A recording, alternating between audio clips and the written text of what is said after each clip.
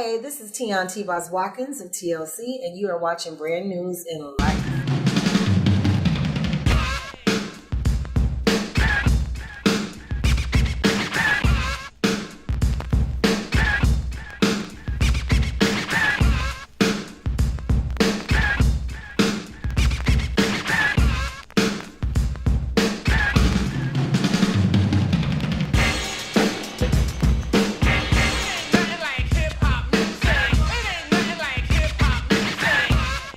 Ladies and gentlemen, may I have your attention, please? Yo, what's really good? And as promised, here we are with another edition to Brand News in Life, where hip-hop has a new direction, about people and events making a difference around the world and even up the street. So without further ado, let's get started with our very first feature story from J Sweet in Nashville, Tennessee. He had the pleasure of meeting with two great women, and their bloggers Xchange is doing big things. Just check this out.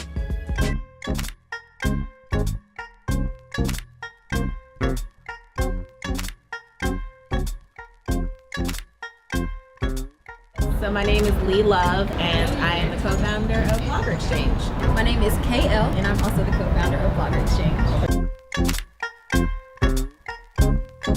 Well, today we hosted our very first headshot workshop, which not just headshots, we also gave everyone the opportunity to take great lifestyle photos with 3 amazing Nashville photographers.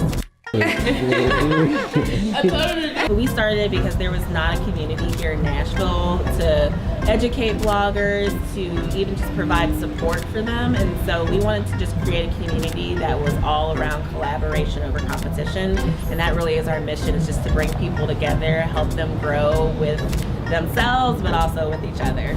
Oh, that's cute. I think everyone's had a great time. I was gonna say, all of the feedback has been amazing. So every time someone is finished with their session, they come over, they're like, oh, thank you so much. So I would say it went well. Yeah, I'd say so. We actually are in Memphis, and we are in Minneapolis as well. But we always have people that travel if you're within reach, and we have a big expo that's coming up in August of 2019, and it's 3 days. So that's a great time to like travel into Nashville for the weekend, see the sights, and then also just meet phenomenal bloggers too.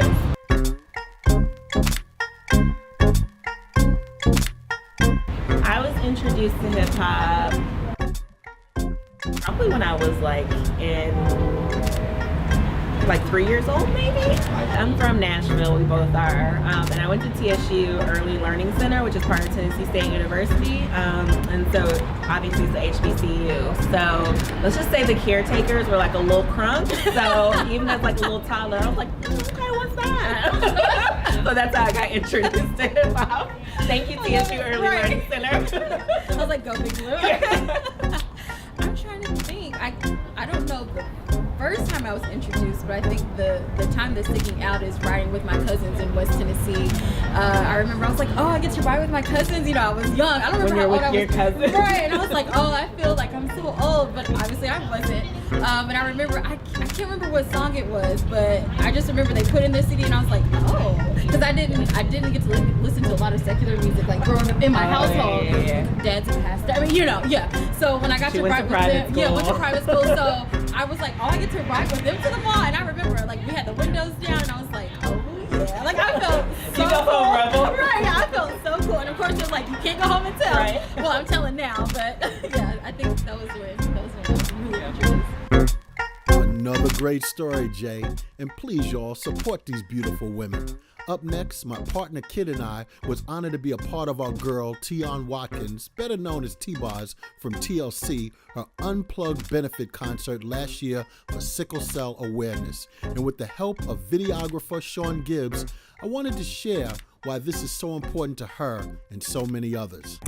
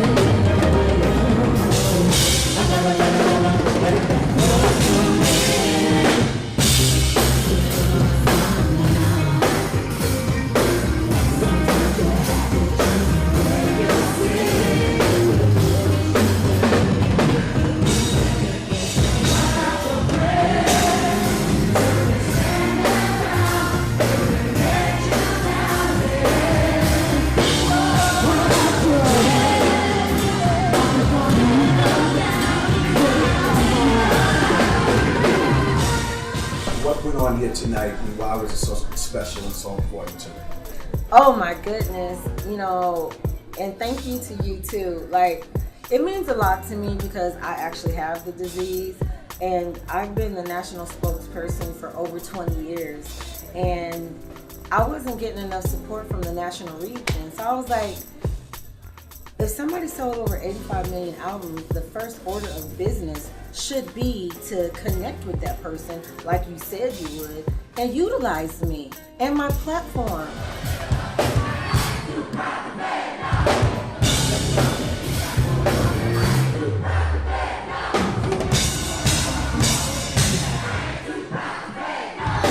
I can get the word out. Like when I did the Be the Match campaign, it was one of the biggest ones for bone marrow. I went to Congress to keep bone marrow transplants going, the bill for that, and they just wouldn't help. So I was like, you know what? Let's merge two of my passions.